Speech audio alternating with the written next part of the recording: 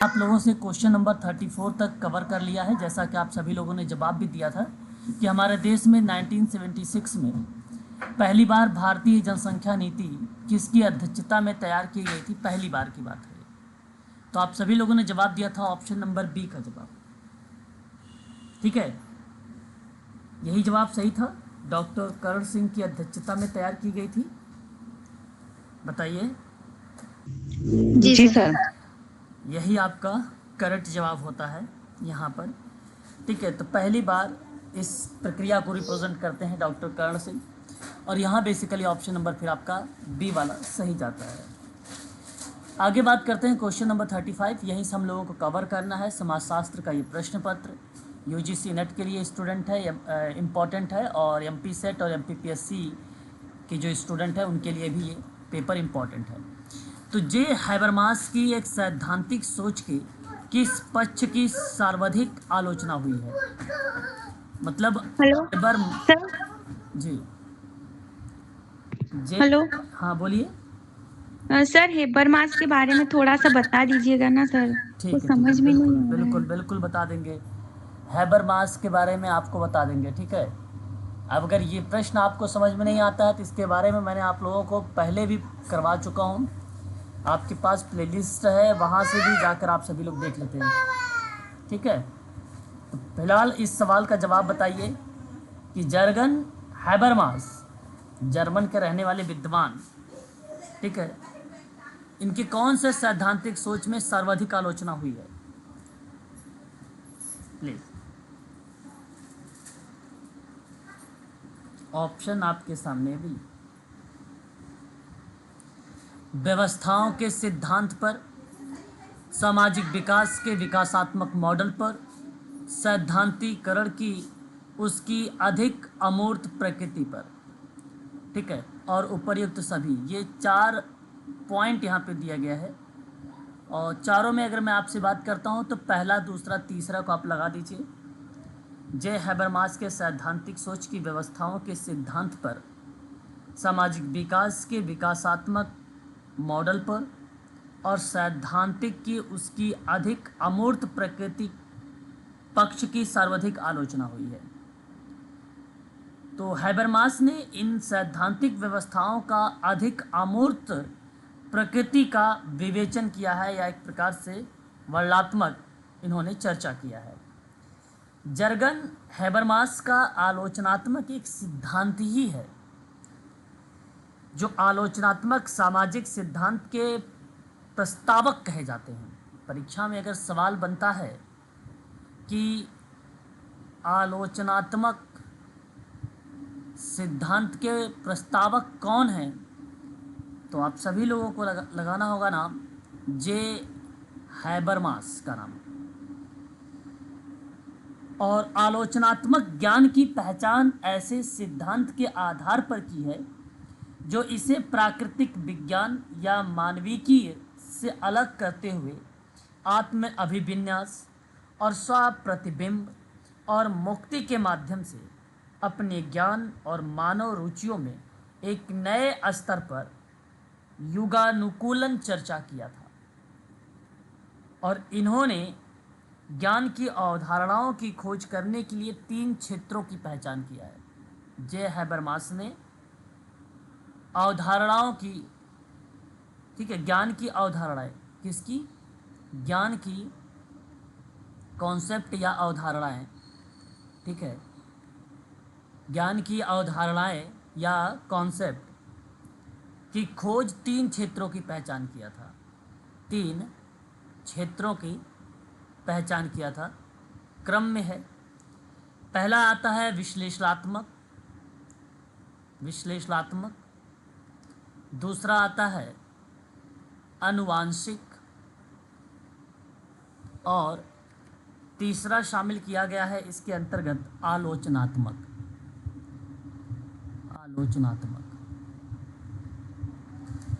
ठीक है, तो हैबरमास के 3 प्राथमिक सामान्य संज्ञानात्मक क्षेत्रों में इन्हीं प्रक्रियाओं को लेकर व्याख्या किया गया है। ठीक है, तो ये बात आप लोगों को ध्यान रखना है। और सामाजिक सिद्धांत में हैबरमास एक द्विस्तरीय सामाजिक सिद्धांत विकसित किया है। तो सामाजिक सिद्धांत में द्विस्तरीय,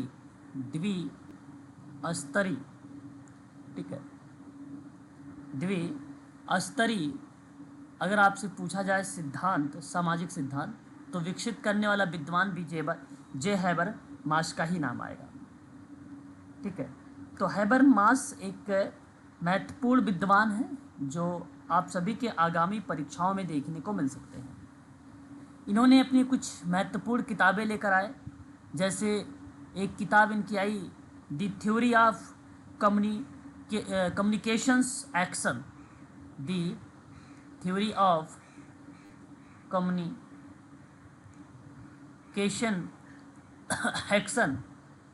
एक्शन करके इन्होंने एक किताब पब्लिश किया, जर्गन हैबरमास, और सन 1981 में काफ़ी इम्पोर्टेंट रही है किताब परीक्षा के दृष्टिकोण से अगर देखा जाए तो। तत्पश्चात इन्होंने एक और किताब के बारे में चर्चा किया था, उस किताब का नाम था the structural transformation, the structural, ठीक है, ध्यान रखिएगा, structural transformation of the public sphere. हालांकि फेमस रहा है स्ट्रक्चरल ट्रांसफॉर्मेशन से, और ये किताब 1962 में प्रकाशित की थी जे हैबर मास ने। ठीक है, तो ये कुछ किताबें हैं, इन किताबों के बारे में भी आप लोगों को थोड़ा सा पता होना चाहिए। सर ये क्या सिद्धांत था? आलोचनात्मक सिद्धांत, इनका आलोचनात्मक सिद्धांत है, और सामाजिक विकास में द्विस्तरीय एक सिद्धांत आता है इनका।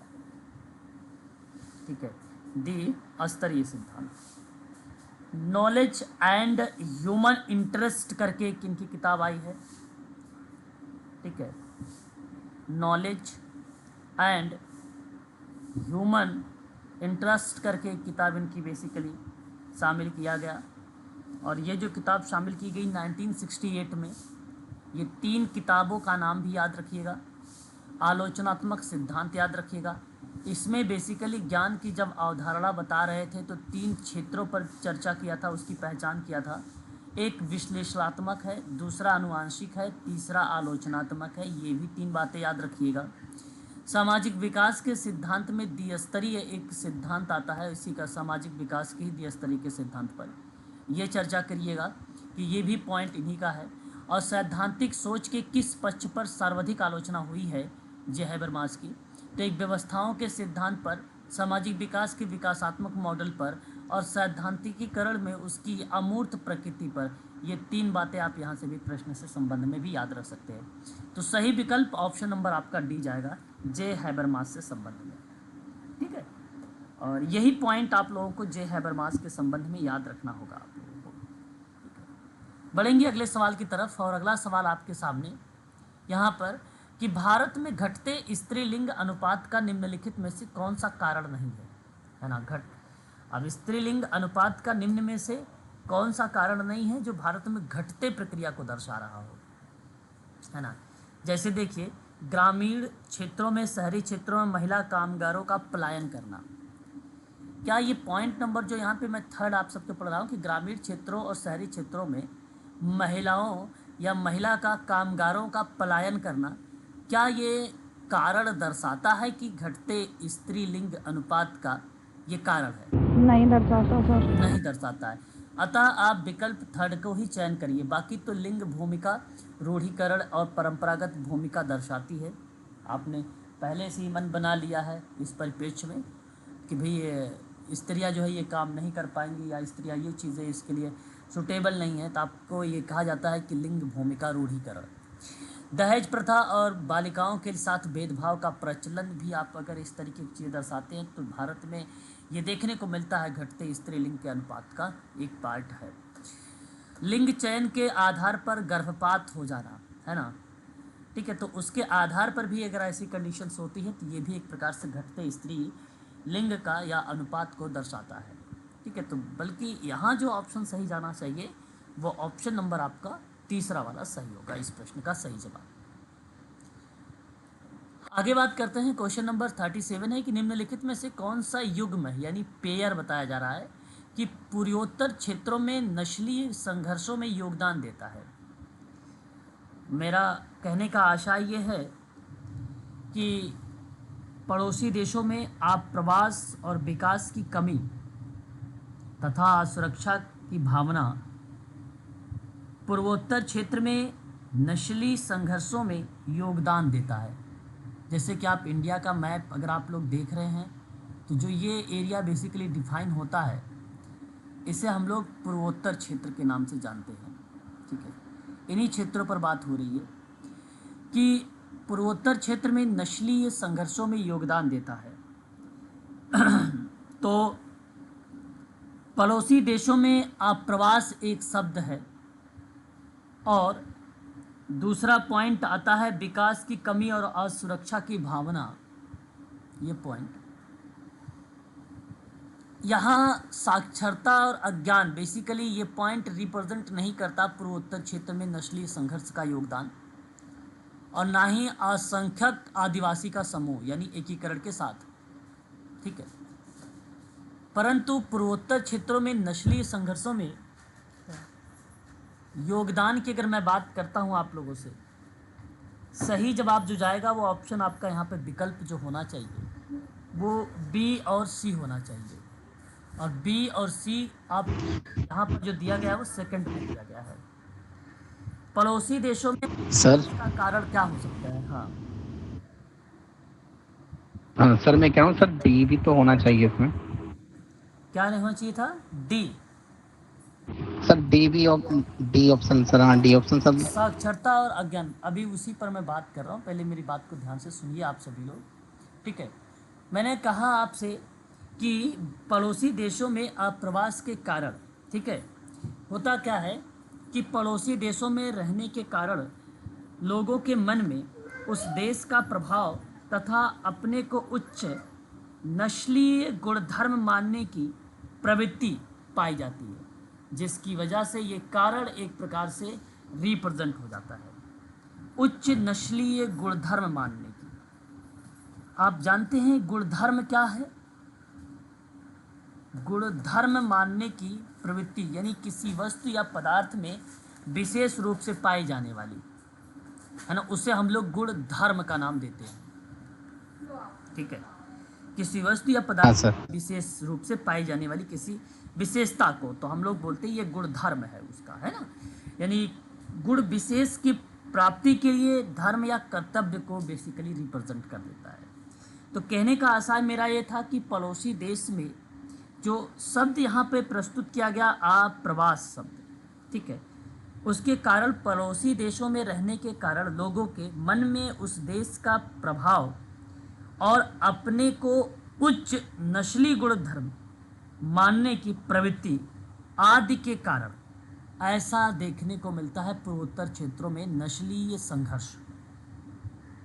क्या आप लोग नस्ली शब्द एक यहाँ पर जो लिखा गया है इसका मतलब समझ रहे हैं? नस्ली का मीनिंग समझ रहे हैं? जैसे मैं कहूँ कि पालतू पशुओं का वर्गीकरण कर दीजिए आप, उसके रंग, उसके व्यवहार अथवा किन्हीं अन्य लक्षणों के आधार पर, तो वही ब्रीड कहलाता है, वही एक प्रकार का नस्ल कहलाता है ना। नस्ल संघर्ष, नस्ल, जाति, वंशावली, परिवार, इस तरीके के अर्थों को जब मैं लगाता हूँ या आप लोग समझते हैं तो उसे नस्लीय संघर्ष कहते हैं। उन्हीं परिप्रेक्ष्य में ये पॉइंट आपका सत्य होता है। फिर उन्हीं संघर्षों में अगर ये शब्द की बात किया जाए तो ये आपका सत्य होता है, क्योंकि आप्रवास किसी एक भौगोलिक इकाई से किसी अन्य भौगोलिक इकाई में व्यक्तियों के आकर बस जाने को कहा जाता है, तो उसे आप्रवास कहते हैं, उसे ही आप्रवास कहते हैं। तो मेरा कहने का आशय ये था कि असामाजिक गतिविधियों में लिप्त लोग व राष्ट्र विरोधी शक्तियों में भी नस्लीय संघर्ष का कारण होता है ना।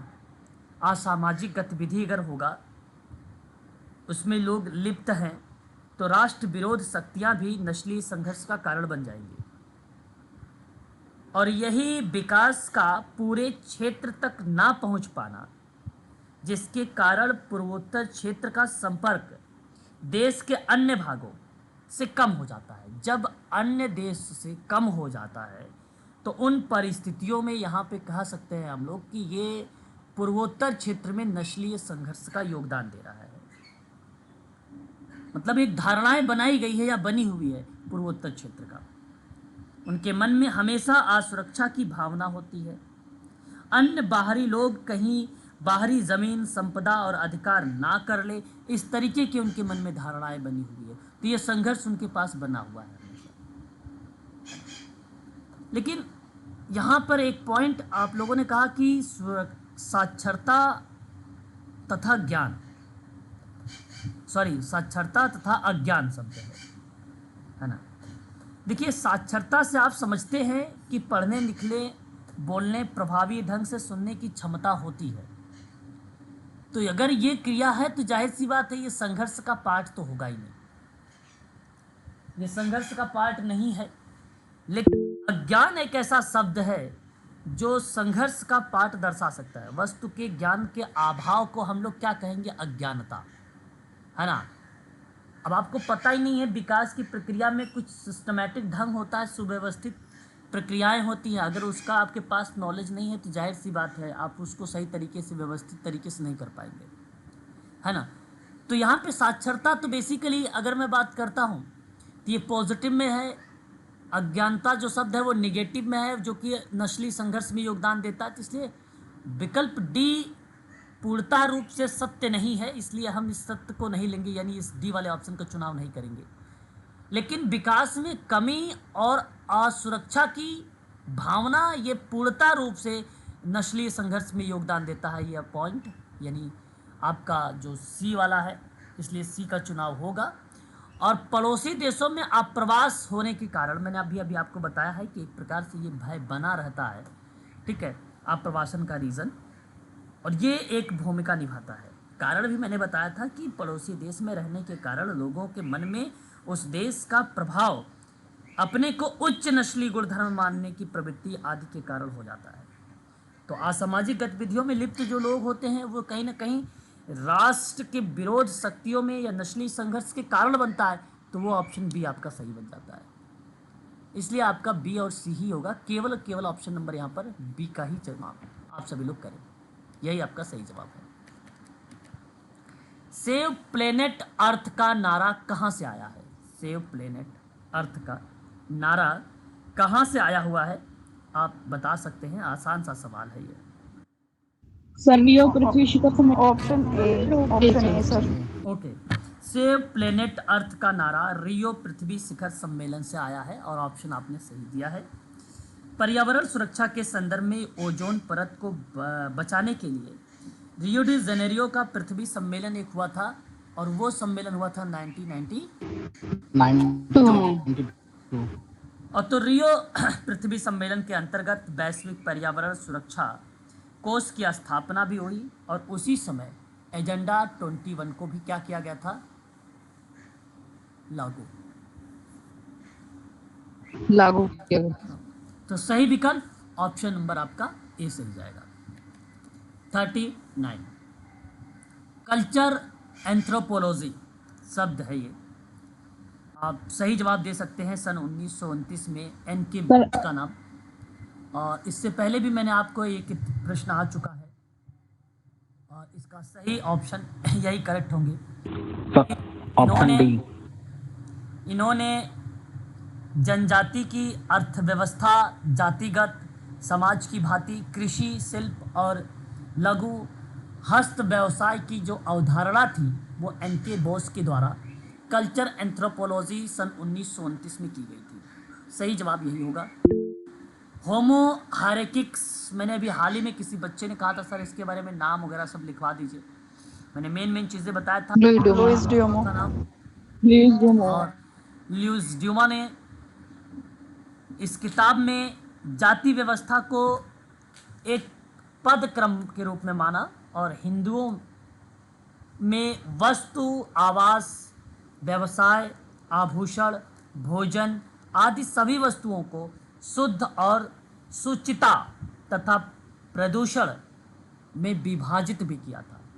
काफ़ी इम्पॉर्टेंट रही है किताब ये होमो हायरार्किक्स किताब। कई एग्ज़ामों में ये आ चुका है। सन 1966 यानी 1966 में ये किताब लुइस ड्यूमा महोदय द्वारा प्रकाशित हुआ है। भारतीय जाति व्यवस्था में पाई जाने वाले जो अस्तरीकरण है, जो स्थिरता है, वो दिखाती है और वह विश्व के भागों में अन्य प्रक्रियाओं को लेकर पर्टिकुलर बात नहीं करती है। अस्तरीकरण जैसी चीज़ या पदानुक्रम जैसी चीज़ों को प्रस्तुत करती है ये किताब 1966। एनहिलेशंस ऑफ कास्ट एक किताब है और इस पुस्तक के B R Ambedkar doctor Bhimrao Ambedkar का कॉन्सेप्ट आता है 15 मई 1936 इस किताब को पब्लिश किया गया भीमराव रामजी अंबेडकर महोदय के द्वारा। और इस किताब में धर्म, जाति, असमानता के प्रति विद्रोह और सामाजिक पुनर्संरचना और वैज्ञानिक मानवतावादी मूल्यों की प्रबलता की बात की गई थी। और उसके बाद एक किताब हम लोगों ने डाइवर्सिटी का नाम पढ़ा है, विविधता के बारे में, और ये नाम किसका आता है? विविधता मुखर्जी डीपी मुखर्जी। विविधता में इन्होंने योग्यता, लिंग, जाति, प्रजाति, भाषा, चिंतन, स्तर, दिव्यांगता, व्यवहार और धर्म से संबंधित प्रक्रियाओं को दर्शाया गया। इसके अलावा मनुष्य की सामाजिक, सांस्कृतिक, भौगोलिक स्थिति भी विविधता का एक मुख्य कारक के रूप में आया था और सही जवाब डीपी मुखर्जी का ही नाम यहाँ पर देखने को मिला था। ठीक है, डीपी मुखर्जी। डाइवर्सिटी जैसे शब्द यहाँ पर आता है, तो सही विकल्प इसका क्या होना चाहिए? आपका यहाँ पर ऑप्शन जो जाना चाहिए वो डी वाला ऑप्शन आपका सही होना चाहिए। विकल्प डी सही है। एंथोनियो गिडिंस ने स्ट्रक्चरल सिद्धांत में प्राथमिकता किसको दी थी? Sir option C. किसी को भी नहीं। अच्छा, संरचना और एजेंसी, बिल्कुल। यहां अगर हम बात करते हैं तो ऑप्शन आपका सी यहां पे करेक्ट होगा, क्योंकि एंथोनी गिडिंस ने संपूर्ण कृतियों में यानी पुस्तकों में विचारधारा के केंद्रीय बिंदु क्रिया, संस्था, संरचना जैसी अवधारणा रही है। गिडिंस का मत है कि साधन यानी एजेंसी मतलब अभिकरण और संरचना एक दूसरे से घनिष्ठ रूप से जुड़ी हुई हैं तथा इन्हें एक दूसरे से पृथक नहीं किया जा सकता है। अतः स्ट्रक्चरल की बात करते हैं या स्ट्रक्चरल सिद्धांत की बात करते हैं तो उस सिद्धांत में प्राथमिकता किसको दी गई है? तो ऑप्शन आपका सही जाएगा तीसरा वाला, यानी सी ऑप्शन आपका सही होगा। कार्ल मार्क्स के अनुसार कामगार का अलगाव उसके किस कारणवश है? कार्ल मार्क्स का सर ऑप्शन है। Option A. सर ऑप्शन है। Option A sir. उत्पाद और उत्पादन क्रियाकलाप से अलगाववाद के कारण। बिल्कुल आपने यहाँ पे सही जवाब दिया है। अलगाव व्यक्ति की वह मनोदशा है जिसमें व्यक्ति का अपने पर्यावरण, सामाजिक वातावरण आदि के प्रति उदासीनता का भाव आ जाता है। इसे स्वयं से विरक्त भी कहा जाता है या विरक्ति जैसे शब्द को भी रिप्रेजेंट किया जाता है। तो अलगाव के प्रमुख कारण श्रम का अवस्तुकरण तथा शोषण है। जो उत्पादन की प्रक्रिया एवं उत्पाद में परिलक्षित होती है। सही विकल्प आपका ए माना जाएगा।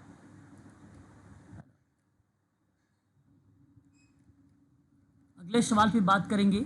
आधुनिक भारत में यानी आज के समय में अंतरपीढ़ी संघर्ष के कारण वृद्ध लोग वृद्धाश्रम में रहने लगे हैं, है ना? क्या ये बात सत्य है सर। फिर कहता है जी सर। क्योंकि युवाओं और वृद्धों के बीच असमान मानसिकता, रवैया और मूल्य अंतरपीढ़ी संघर्ष के लिए जिम्मेदार है। इस वजह से ऐसे कारण हमारे जी सर। होते हैं। तो विकल्प सर व्याख्या दिया है। और सही तरीके से इसका रीजन भी आ रहा है, तो यानी व्याख्या भी है। विकल्प बी आपका सही माना जाएगा।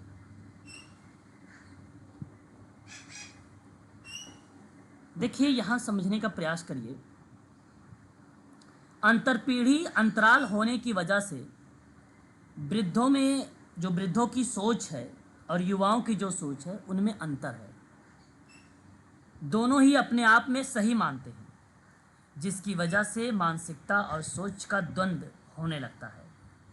तो द्वंद्व संघर्ष में यह प्रक्रिया संचालित हो जाती है और इसी की वजह से अलगाव और समाज के विरक्ति का कारण तैयार हो जाता है। जब एक पीढ़ी से दूसरी पीढ़ी के लोगों के बीच में किन्हीं कारणों से आपस में तनाव आ जाए या संघर्ष की स्थिति आ जाए, तो उसी प्रक्रिया को बेसिकली ये संबोधित कर देता है। अतः मैं कहूँगा कि विकल्प जो बी है ये आपका सही माना जाएगा। देखिए, ये भी विद्वान इम्पॉर्टेंट क्वेश्चन नंबर 43 है ना। नाम आप सभी लोग नया देख रहे हैं, किताबें भी नई हैं, तो आप देख सकते हो कि सामने सामने तो कोई ऑप्शन ही नहीं है, ऑप्शन नहीं है जाना सर। नहीं है। लेकिन अब फिलहाल हम बात करेंगे यहाँ पे एक हेडरसन हेजल के बारे में, है ना। जो इन्होंने हेजल ने beyond globalization shaping and sustainable global economic नामक एक पुस्तक है। इस पुस्तक में अपनी एक सकारात्मक भूमिका निभाया है इन्होंने। तो ये मैं कहूँगा कि इसको आप ज़रूर याद रखिएगा, है ना।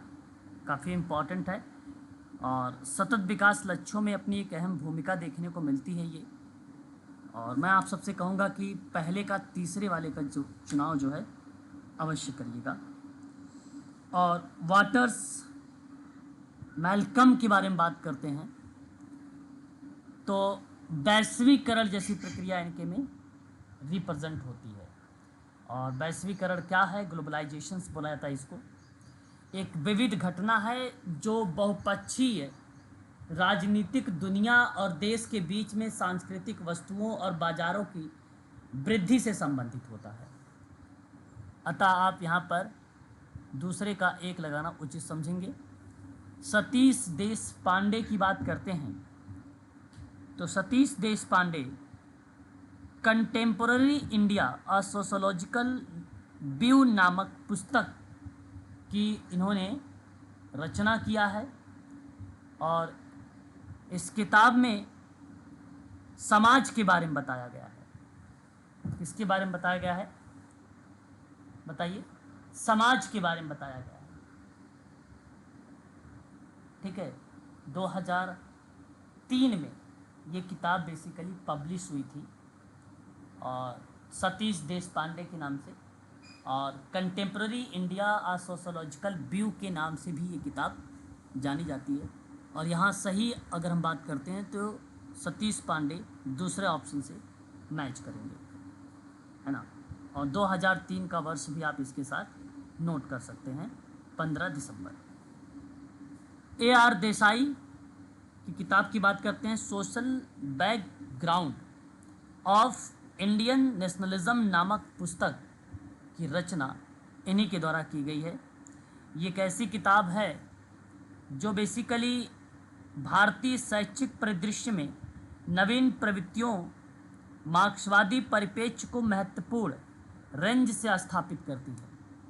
अतः मैं आप सभी से कहूँगा कि ए आर देसाई में social background of Indian nationalism शब्द को मेंशन करिए। यही आपका सही है, जहां भारतीय अभिजात वर्ग के एक नए वर्ग का उदय था, है ना, उन प्रक्रिया में ये शब्द देखा गया है। तो जहां 3, 1, 2, 4 मिलेगा वह विकल्प आपका सही होगा, जैसा कि आपका विकल्प सी में दिया गया है। लैंगिक सामाजिक संगत में संगठनात्मक सिद्धांत में बताइए एक माना जाता है। क्या लैंगिक सामाजिक जगत में संगठनात्मक सिद्धांतों में से एक है?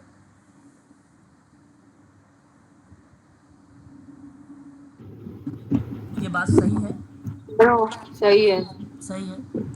देखिए, लैंगिक सामाजिक जगत में संगठनात्मक सिद्धांतों में से एक है।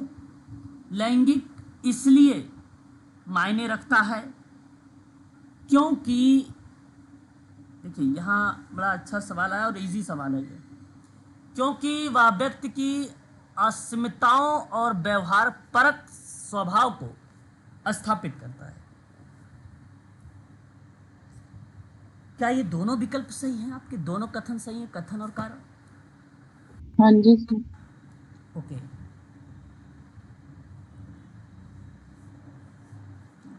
और बताइए व्याख्या। सर व्याख्या भी है। व्याख्या भी है, बिल्कुल आपका विकल्प बी सही होगा। देखिए, जेंडर शब्द का प्रयोग पुरुष और महिलाओं के सामाजिक और सांस्कृतिक विभेद को दर्शाने के लिए होता है कि नहीं? जैसा कि आप सबको मालूम भी है। वहीं सेक्स पुरुषों और महिलाओं की जैविक भिन्नताओं को दर्शाने के लिए प्रयुक्त होता है। तो जेंडर वस्तुतः पुरुषत्व या पुरुष और स्त्री के व्यवहार की रूढ़िवादी विचारधाराओं पर आधारित हो जाता है। ऐसी कंडीशन में कहा गया कि व्यक्तियों की अस्मिताओं और व्यवहार परक स्वभाव स्थापित हो जाना। अतः विकल्प बी आपका सही है क्वेश्चन नंबर 44 का। आगे आपके सामने सवाल है कि किसने आधुनिकता का एक अपूर्ण परियोजना समझा है? सर अल्थुसर। अपूर्ण परियोजना समझा है। किसने आधुनिकता को अपूर्णता के रूप में रखा है ना? और जे हैबरमास यहाँ पे करेक्ट होंगे।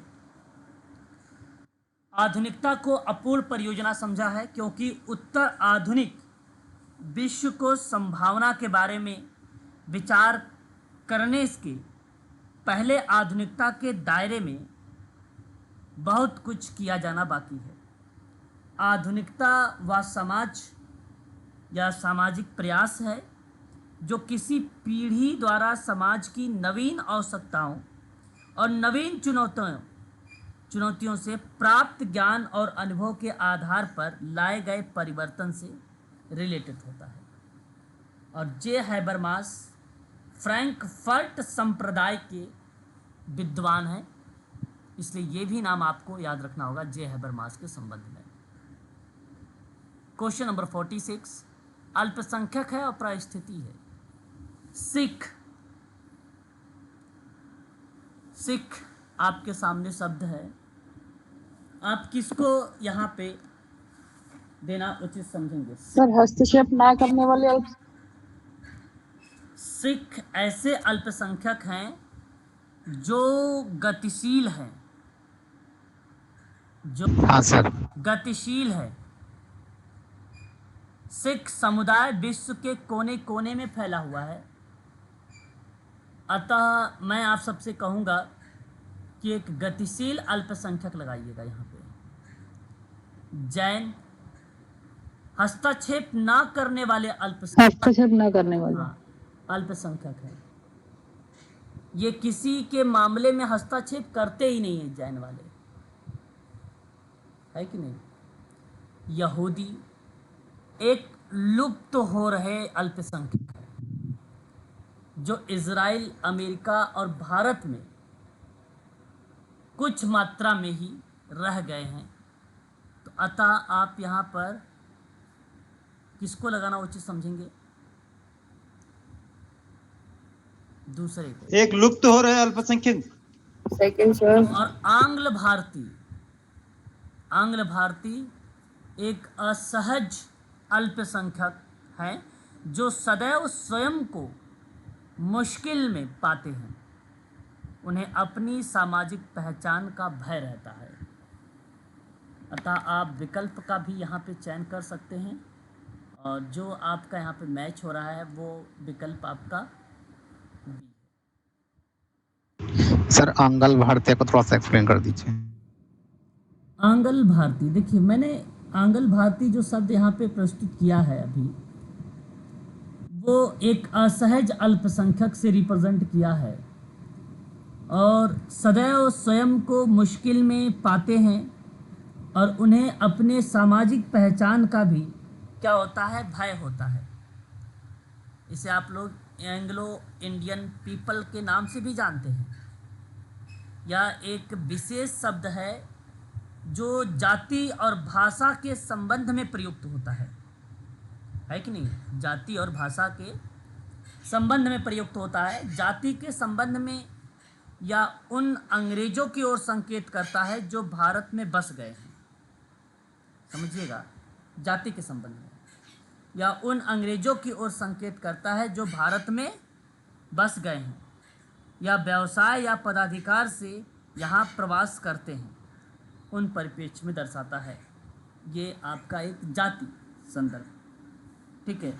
और इनकी संख्या तो आज भारत में विशेष नहीं है कुछ खास, परंतु मात्रा प्रवासी होने के कारण उनको देश के राजनीतिक अधिकार भी प्राप्त नहीं है, परंतु एक दूसरा वर्ग उनसे संबंधित इस देश का है और उस देश के नागरिक सारे हक भी शामिल है उसमें।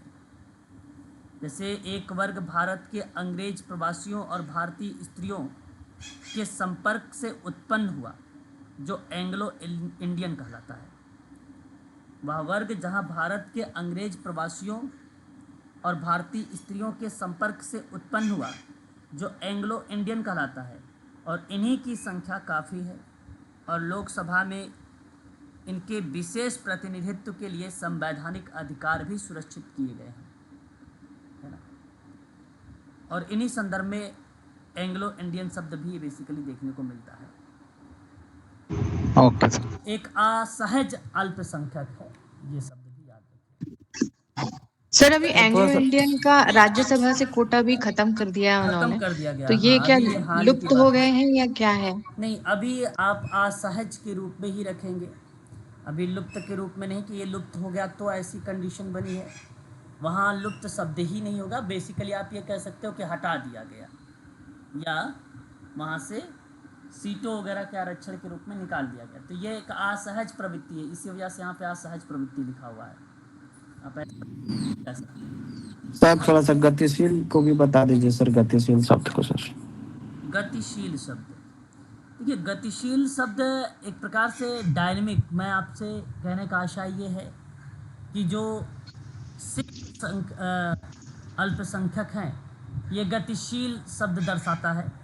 और गतिशील अल्पसंख्यक वो होता है जैसे कि भाई आ सकता है या क्रियाएं बेसिकली कंडीशन में भूमिकाएं निभाता है, जिसमें अगर हम बात करते कभी कभी आपने देखा अभी भी हाल ही में अल्पसंख्यक को लेकर रिप्रेजेंट किया गया और उनको अधिसूचित किया गया। अल्पसंख्यक के लिए राष्ट्रीय एक आयोग है उनमें, जिनमें 5 धार्मिक समुदाय के बारे में बताया भी गया कि मुस्लिम, ईसाई, सिख, बौद्ध और पारसी, और ये गतिशील हैं। ये क्या है? ये गतिशील है ना। तो सिख गतिशील है, इसमें देखो आपको जैन नहीं मिलेगा, नहीं इसमें मुस्लिम मिलेगा आपको, नहीं आपको बौद्ध मिलेगा, नहीं आपको पारसी मिलेगा। ये गतिशील है, आ सकते हैं ना। गति का मतलब क्या होता है? डायनेमिक होता है, वो चीज़ें आ सकती हैं, जा सकती हैं, है ना। गतिशील है, समझ रहे हैं ना मेरी बात को? सर एग्जैक्ट मीनिंग जैसे सिख एक गतिशील अल्पसंख्यक, इसका मीनिंग क्या होता है एग्जैक्ट, मतलब वही समझना चाह रहे हैं। आप मोटिलिटी एक शब्द आप समझते होंगे, सभी लोगों को पता होगा। मोटिलिटी मोटिलिटी का रीज़न दर्शाती है गतिशीलता को। लोगों और वस्तुओं और विचारों की क्रियाओं को अगर आप शामिल करते हैं तो वो बताती है भाई गतिशील है, भाई आप क्या आपकी बातों को रखा जाएगा, पॉजिटिव संदर्भ में रहेगा तो रखा जाएगा, विचार विमर्श किया जाएगा। उन परिप्रेक्ष्य में मोटिलिटी ही एक प्रकार से गतिशीलता को बताती है। समय के साथ निरंतरता स्थान परिवर्तित करके आगे बढ़ने की क्रिया को ही गतिशील कहा जाता है सर। अब समय के साथ निरंतरता बेसिकली हो सकता है, वो आ सकते हैं यहाँ पर अल्पसंख्यक लोग, सिख वाले, ऐसा नहीं है कि नहीं है। समय अभी भी सिख हैं, पंजाबियों में पाए जाते हैं ना सिख, किसमें पाया जाता है? जी सर, पंजाबी पंजाबी सर, जी सर जी। पंजाबी में पाया जाता है। तो अभी ये बेसिकली हैं। अब ऐसा तो है कि नहीं कि ये ख़त्म हो गए हैं, लेकिन इनको गतिशील अल्पसंख्यक के रूप में रखा गया है, माइनॉरिटी के रूप में इनको रखा गया है ना। इन परिप्रेक्ष्य में बात होती है। अब जितनी संख्या हिंदुओं की उतनी संख्या तो सिखों की तो नहीं है, या जितनी संख्या मुसलमानों की है उतनी संख्या सिखों की भी नहीं है ना। सर हिंदुओं की भी नहीं है उतनी संख्या तो जितनी मुसलमानों की है। मुसलमान की संख्या ऐसा नहीं कह सकते। भारत में, वर्ल्ड में हाँ वर्ल्ड में की बात करो तो मुसलमान की संख्या ज़्यादा है। भारत में मुसलमान की संख्या कम है, हिंदुओं की संख्या ज़्यादा है।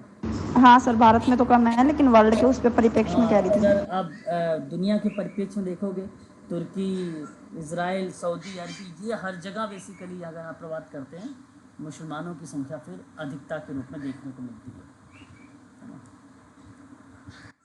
आगे बढ़ते हैं। क्वेश्चन नंबर 47 में किसने natural and politics observations on the bills of mortality लिखा है किताब? ये आपके सामने John Grant. Sir option D. Option D, D सही जवाब नहीं है। डी हो सकता है सर मेरे। डी ऑप्शन सही नहीं है। यहाँ अगर हम बात कर रहे थे जॉन ग्रांट के बारे में, तो ये ऑप्शन आपका सही चला जाता है, और इन्हीं के द्वारा ये बेसिकली किताब जो है प्रकाशित भी की गई है ना, जॉन ग्रांट के बारे में। ठीक है, जहाँ तर्क, ज्ञान मीमांसा, अर्थशास्त्र, सामाजिक और राजनीतिक दर्शन, नैतिकता, तत्व मीमांसा, धर्म, समसामयिक मामलों के ग्रंथ जैसे शब्द इसी किताब के अंतर्गत बेसिकली प्रस्तुत होते हैं, है ना। और ये किताब बेसिकली जॉन ग्रांट के द्वारा लिखी गई है सन 1962 में, 1962 में। ठीक है, याद रखने वाली चीज़ है ये, ध्यान रखिएगा। आगे सवाल कहता है कि बढ़ते सामाजिक बिखराव से औद्योगिक समाज में आत्महत्या की संख्या में बढ़ोतरी हुई है। अब बढ़ता अगर सामाजिक बिखराव है, अलगाव हो रहा है, विघटन हो रहा है, क्या लगता है आपको कि वो आत्महत्या की तरफ अग्रसर हो रहा है? जी सर, हो रहा है। बिल्कुल हो रहा है, ये बात सही है। Yes sir. व्यक्तियों पर नैतिक और सामाजिक मूल्यों के कमजोर प्रभाव के कारण अधिकाधिक संख्या में आत्महत्याएं होती हैं। जी सर, ये भी सही है, व्याख्या भी है। ऑप्शन आपका यहाँ पर जा रहा है, ए वाला ऑप्शन करेक्ट माना जाएगा। सर ऊपर समाज का बिखराव के कारण इंडस्ट्रियल सोसाइटी में आत्महत्या के कारण बढ़ोतरी की बात किया, नीचे व्यक्तियों पर जरूर उसके मोरल सोशल वैल्यूज कमजोर होता है तो उसके आप। बिल्कुल बिल्कुल मैं बताता हूँ, ध्यान सुनिएगा सिराज। देखिए, कह रहा है कि बढ़ते सामाजिक बिखराव या अलगाव से औद्योगिक समाज में आत्महत्या की संख्या में बढ़ोतरी होती है, क्योंकि व्यक्तियों पर नैतिक और सामाजिक मूल्यों कमजोर प्रभाव के कारण अधिकाधिक संख्या में आत्महत्या होती है। औद्योगिकीकरण के दौरे में लोगों पर काम का बोझ, तनाव, परिवार के बिगड़ते स्वरूप आदि के कारण अलगाव की जो प्रवृत्ति होती है ये देखने को मिलती है, और तनाव की जो दर है उसमें भी वृद्धि मिलती है। तो यह कहीं ना कहीं आत्महत्या का कारण बनता है sir.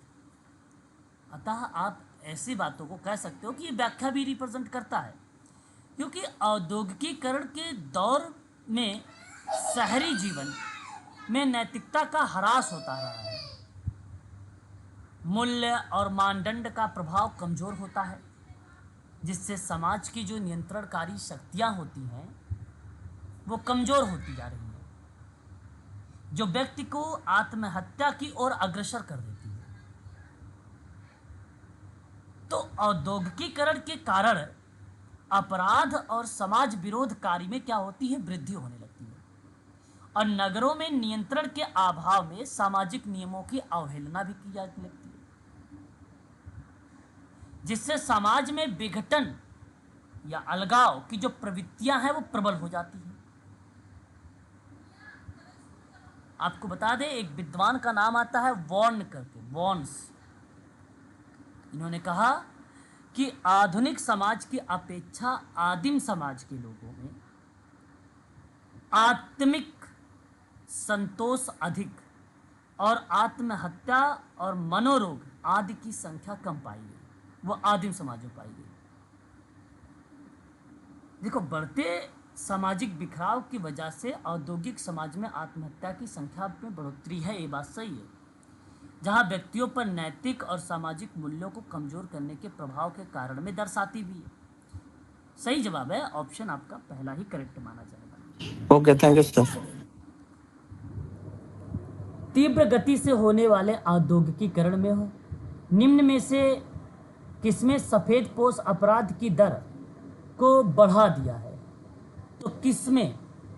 Businessman, sir businessman. Option C. खेतिहर मजदूर में, स्कूल टीचर में।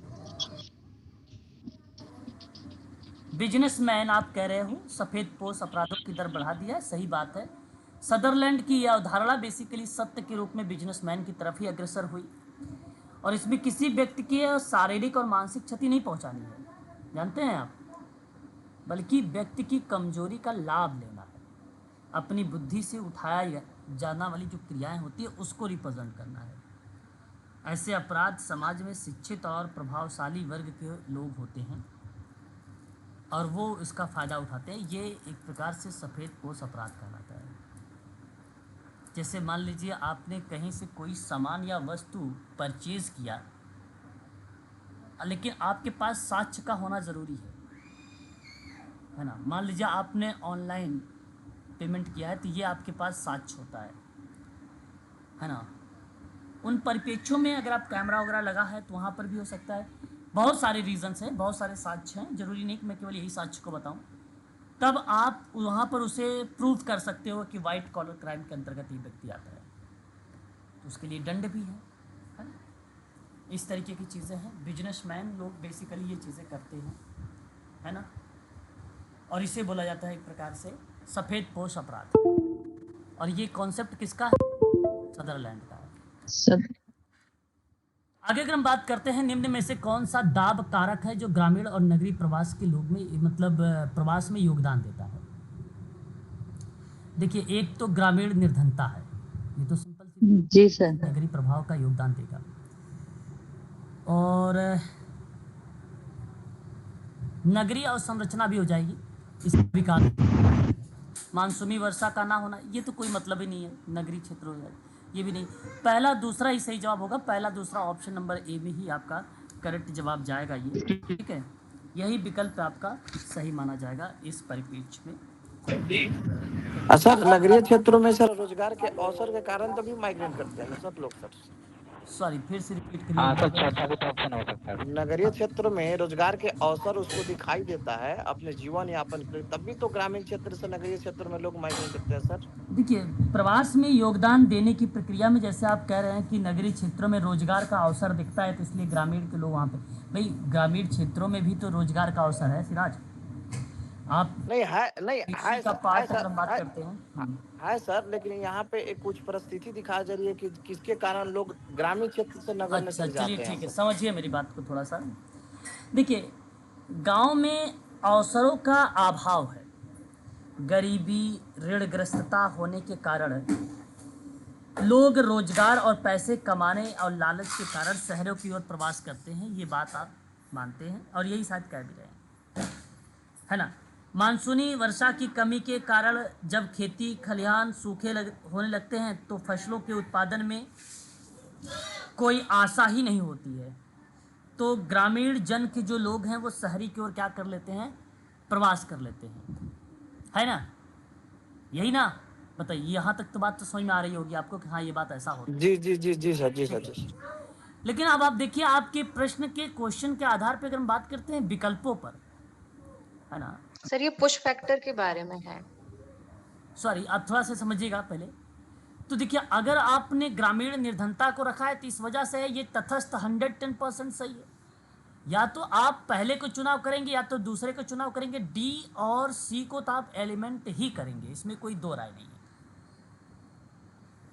बिल्कुल सर, बिल्कुल बिल्कुल बिल्कुल, आप सर के हिसाब समझ में आएगा सर। हाँ, तो अगर यहाँ पे जैसे अगर आपने कहते, मैंने अभी आपकी इसलिए चारों बातों को बताया कि मैंने कहा कि भाई मानसूनी वर्षा का ना होना खेती को क्या कर देता भाई, नुकसान पहुंचाएगा, सूखा पड़ जाना, होगा ही नहीं। फिर भी जाहिर सी बात वहाँ के लोग, ज़्यादा वर्षा भी हो जाना फिर वहाँ से लोग का प्लान कर जाना, फसल का नुकसान होना। ग्रामीण का पर्यटन इसी पर बेस्ड है ना।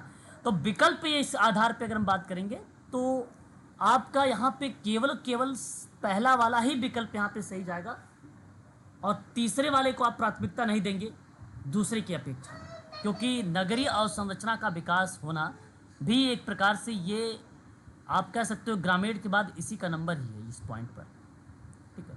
तो इसलिए आपका यहाँ पर ये भी नहीं होगा, ठीक है।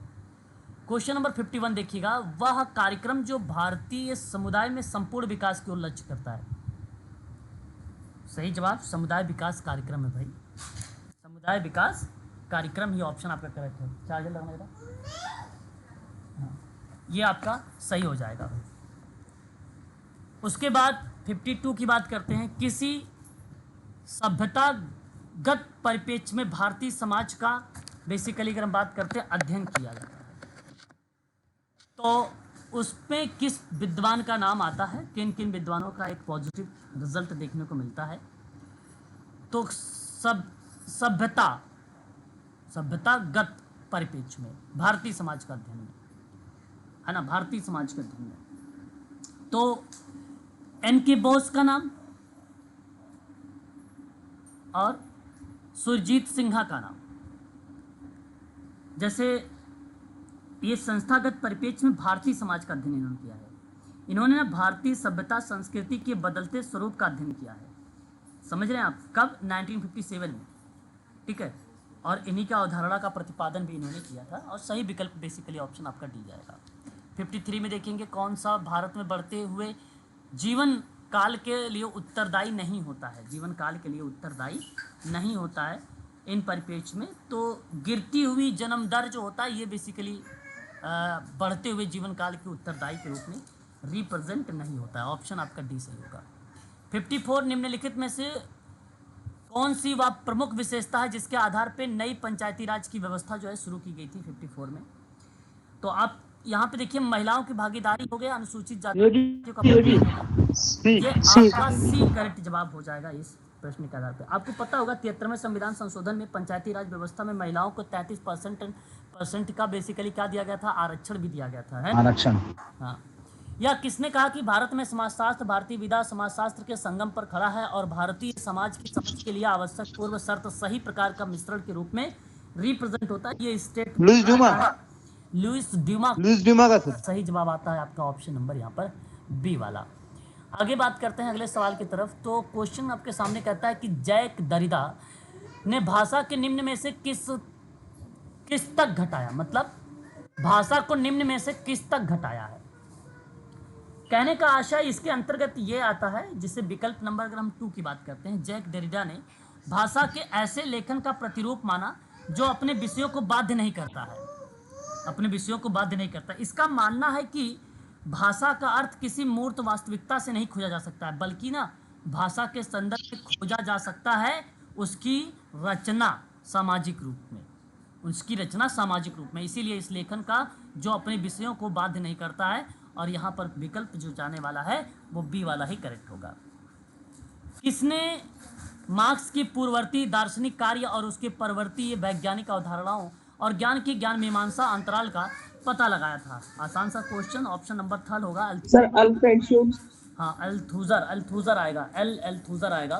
पूर्व दार्शनिक कार्य और परिवर्ती वैज्ञानिक अवधारणाओं और ज्ञान मीमांसा का अंतराल का पता लगाया था सन 1845 की ईस्वी में, और ये एक फॉर मार्क्स करके किताब लिखा हुआ था 1845 में, उसी दौर में ये चीज़ें आई थी अवधारणा। सही जवाब ऑप्शन आपका सी होगा यहाँ पे। मार्क्सवादी दर्शन माना जाता है, वैज्ञानिक मार्क्सवादी चीज़ों को रिलेट कराता है ये स्टडीज़ इन एथनोमेथोलॉजी पुस्तक है ये, और एच गॉर्फिकील का नाम आता है आप सब, गॉर्फिंकेल। और इसमें बेसिकली वस्तुनिष्ठ जैसी किताबों को लेकर बात किया है, उन चीज़ों पर भूमिका आती है।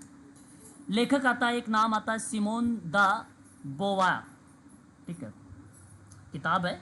और मैं आपसे सबसे कहूँगा कि दी सेकेंड सेक्स यहाँ पे करेक्ट जवाब होगा। मैं आप लोगों को इनकी किताबों के बारे में भी, लेखक के बारे में नोट भी करवाया है आप लोगों से, ठीक है। प्लीज़ एक बार उस नोट्स को भी आप लोग देखने का प्रयास करेंगे, दी सेकेंड सेक्स।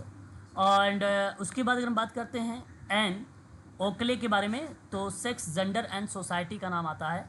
और जो है सुलामित फायरस्टोन का नाम बात करते हैं, तो इन्होंने किया है जो है the dialectics of sex the case of feminist revolutions नामक पुस्तक को रिप्रेजेंट किया है। और जोडिथ बटलर का नाम आता है, और ये जेंडर ट्रबल शब्द को रिलेट कराता है, feminism and the subversion of identity यानी पहचान। सही विकल्प यहाँ पर जो जाने वाला है वो ऑप्शन आपका 4 जाएगा यहाँ पर करेक्ट जवाब। बोस्टन स्कूल ऑफ रिमाउंड होम किसके सुधार के लिए है? वेरी वेरी मोस्ट इंपॉर्टेंट किताब क्वेश्चन है ये, याद रखिएगा आप सभी लोग। और मैं आप सबसे कहूँगा कि किशोर अपराधी के लिए है, लेकिन मैं आपको बता देता हूँ इसके बारे में। आगे हम बात करते हैं, 15 क्वेश्चन और रह गए हमारे सामने, थोड़ा सा तीव्र गति से करेंगे। निम्न में से कौन सा अभिकथन औद्योगिक संगठनों की सामाजिक संरचना के प्रतिबिंब का सूचक नहीं है? ठीक है, तो निदेशक बोर्ड में महिलाओं का प्रभुत्व आता है यहाँ पर, सही ऑप्शन है ना, क्योंकि निदेशक बोर्ड में चाहे महिला और पुरुष या किसी का भी प्रभुत्व हो तो उसकी कार्य प्रणाली पर कोई प्रभाव नहीं पड़ता, ये स्टेटमेंट करेक्ट माना जाता है। फिर क्वेश्चन नंबर 62 कहा है कि वक्तव्य में बताना है आपको सही है, निम्नलिखित में से कथन का चयन करिए। और मैं आप सबसे कहूँगा कि पूर्व में के समाजशास्त्री विकास और परिवर्तन अपरिवर्तनीय तार्किक रूप से संबंधित पदों के रूप में देखते हैं, और दूसरा आधुनिकीकरण सिद्धांतवादियों के अनुसार विकास के अंतिम परिणाम समृद्धि और राजनीतिक स्थिरता को भी हम रिप्रेजेंट करते हैं। अतः आप बी और सी यानी दूसरे और तीसरे का चयन करिए, दूसरा तीसरा ही सार्वभौमिकता के रूप में रखा जाएगा, सत्यता के रूप में। वक्तव्य सही है, उसने कहा है कौन सा? सभी परिवर्तन विकास है। तो देखो यहाँ कहने का आशा है कि तार्किक चीज़ें होती हैं, है ना। आपको यूजीसी नेट पेपर फर्स्ट में मिलेगा इस तरीके से अभिकथन वाला, है ना। कहना उचित नहीं है कि सभी परिवर्तन विकास के लिए भूमिका निभा रहे हो, और विकास का अर्थ आधुनिक समय में सामाजिक परिवर्तन के लिए अनियोजित हो, ये भी कहना उचित नहीं है। तो सही जवाब बेसिकली सी होगा। नीचे दिए गए समाजशास्त्री में मार्क्सवादी परिप्रेक्ष्य में भारतीय राष्ट्रीय आंदोलन के अध्ययनकर्ता कौन है? 63 नंबर का ये क्वेश्चन आपके सामने आ रहा है, और जवाब आप बता भी सकते हो 63 का। ऑप्शन आपका सेकंड आ जाएगा, AR देसाई का नाम आएगा, ठीक है। भारतीय राष्ट्र के समाजवादी पृष्ठभूमि पर एक अहम भूमिका निभाते हैं ये। किसका विचार है कि भारतीय समाज की वैज्ञानिक अनुभव परक अध्ययन संभव नहीं है? संभव नहीं है, ये सवाल आपके सामने प्रस्तुत है। आप कह सकते हो AK सेरम का नाम, और यहाँ पर सी वाला ऑप्शन आपका करेक्ट होगा। वैज्ञानिक अनुभव परक अध्ययन संभव नहीं है, इनका ही विचार है ये, ठीक है। बाकी तो सभी लोगों ने अपने विचार जो है पॉजिटिव रूप में कहा है कि अनुभव परक अध्ययन है। भारत में तकनीकी और मानव शक्ति के पिछले दशक में बेरोजगारी बढ़ी है, क्या ये बात सही है? मैं आप सबसे कहूँगा कि बिल्कुल बात सही है। सही है सर। प्रौद्योगिकी नीति के रोजगार से संबंधित नहीं है, ये भी देखो। भारत में विज्ञान और प्रौद्योगिकी नीति रोजगार से संबंधित नहीं है, तो ये भी बात सही है, विज्ञान और प्रौद्योगिकी नीति से संबंधित, क्योंकि सवाल तकनीकी मानव शक्ति से पिछले दशकों की बेरोजगारी में बढ़ी है, उन परिप्रेक्ष्य में पूछा, तो इसका कोई रोल नहीं है, इसका कोई रोल नहीं है। मैं कहूँगा कि यहाँ पे लोगों की तकनीक की समझ और नए तंत्रों के उपयोग में विश्व तकनीकी को जोड़ा जा सकता है, रोजगार प्राप्त कराया जा सकता है। दोनों कार्य योजनाओं के अभाव में पाए जाते हैं, तो आपसी कार्य के योजनाओं के अभाव के परिप्रेक्ष्य में ये चीज़ें देखने को मिलती है। अतः आप विकल्प सी करिएगा, व्याख्या भी इसकी सही तरीके से आइडेंटिफाई होगी, क्योंकि तकनीक परिप्रेक्ष्य में तो जाहिर सी बात है विज्ञान प्रौद्योगिकी नीति लागू होगा। आगे हम बात करेंगे, और अगला सवाल आपके सामने कि किसने वैश्वीकरण और विश्वव्यापी सामाजिक और संबंधों में गहनीकरण के रूप में वर्णित किया है, जिसके द्वारा दूरस्थ स्थानों पर इस प्रकार जोड़ा जाता है, जो एक स्थान पर होने वाली घटनाएं कई मील दूर हो रही प्रक्रिया को प्रभावित होती हैं और इसके विपरीत भी। स्टेटमेंट है। सही जवाब आपका एंथोनियो गिडेंस का नाम आएगा, बी वाला ऑप्शन सही होगा। जैक दरिदा मुख्य रूप से किस पर ध्यान केंद्रित करता है? जैक दरिदा, सही जवाब होगा लोगो सेंट्रलिज्म का विखंडन पर बात करता है। सही ऑप्शन बी आपका करेक्ट माना जाएगा। क्वेश्चन नंबर 68, निम्न में से किसने कहा पितृसत्ता को पुरुषों के बीच सामाजिक संबंधों के ऐसे समुच्चय के रूप में परिभाषित किया गया है जिसका भौतिक आधार होता है और जो श्रेणीबद्ध होते हैं पुरुषों के बीच में ऐसी परस्पर निर्भरता या एकता पैदा करते हैं या स्थापित करते हैं जो उन्हें महिलाओं पर प्रभुत्व जमाने में मदद करती है। क्वेश्चन नंबर 68 का सही विकल्प का अगर आप चयन करेंगे तो हेडी हार्टमैन का नाम आप लोग रिप्रेजेंट करिएगा। ऑप्शन नंबर आप यहाँ पर जो है थर्ड वाला सही माना जाएगा। क्वेश्चन नंबर 69 में विशेष रूप से 1970 के दशक में प्रचलित किसने कार्य से आपको मार्क्सवाद और संरचनावादी के रूप में मिलता है? क्वेश्चन नंबर 69 में सही विकल्प आएगा लुइस अल्थुजर का नाम। ठीक है, 70 के दशक में ये देखने को मिलता है। लुइस अल्थुजर एक नव मार्क्सवादी जनक के रूप में जाने जाते हैं और रीडिंग कैपिटल एक 1970 में उसी समय इन्होंने किताब भी लिखा था। क्या नाम था? रीडिंग कैपिटल, दास कैपिटल नहीं। ठीक है, मार्क्सवाद का 1967 का। वहीं बात करते हैं समावेशन के बारे में। समावेशन का आशय किस शब्दों से रिलेट कराएंगे आप लोग?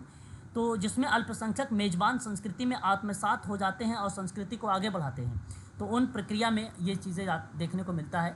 और मैं आप सबसे कहूँगा कि ये तीसरा मैच हो जाएगा। बहुलवाद किस शब्द को रिप्रेजेंट करेगा? तो बहुलवाद बेसिकली राज्य अथवा सामाजिक संगठन के भीतर ऐसी स्थिति जिसमें सत्ता और अनेक समूहों के संगठनों के बीच में बटी होती है। संस्कृति ग्राहकतावाद एक शब्द आता है, ये अनेक संस्कृतियों के बीच में संपर्क की प्रक्रिया और ऐसे संपर्कों का परिणाम होता है, उसी को हम लोग संस्कृति ग्राहकतावाद कहते हैं। और बहुसंस्कृतिवाद सांस्कृतिक जो है वैविध्य की स्वीकारता और संवर्धन से होता है, चौमुखी विकास के संबंध में होता है। ठीक है, सही विकल्प आपका क्या होना चाहिए यहाँ पर? तो तीसरा सही जा रहा है यहाँ पर, तीसरा वाला आपका सही होगा। आगे बढ़ेंगे।